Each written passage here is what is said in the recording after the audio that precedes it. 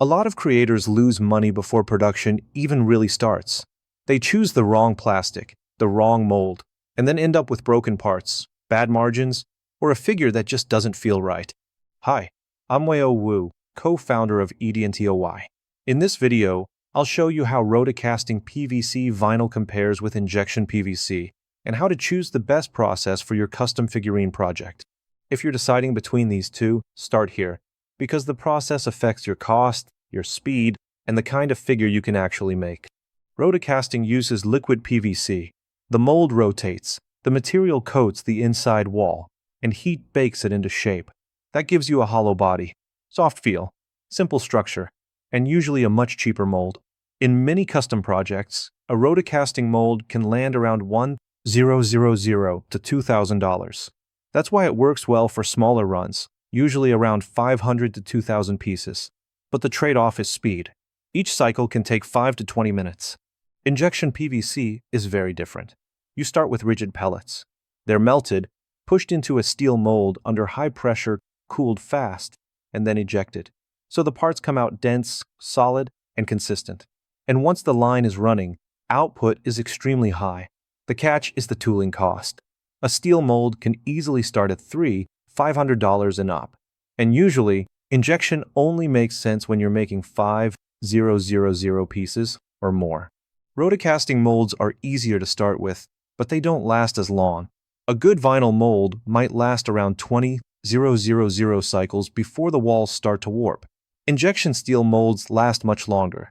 100,000 shots is common. Now let's talk about something buyers notice instantly. Not the spreadsheet, the feel, because collectors don't just look at a figure, they hold it. Rotocast vinyl feels warmer in the hand. It's lighter, it has a soft squeeze to it, and thin walls bend, then bounce back. That's why it works so well for cute characters, animal figures, Q-style heads, and designer toys. Injection PVC feels colder, harder, and more rigid. It gives you sharper edges, flatter planes, and more structure. So if your part needs to snap together, hold a joint, or keep a precise shape, injection PVC is much stronger. A simple example, for a 10 cm part, rotocast vinyl might weigh around 30 grams. Injection PVC might be closer to 60 grams. Both materials can look great, but they start from different surface personalities. Vinyl usually gives you a satin or matte look. It's great for rich paint and emotional surface detail.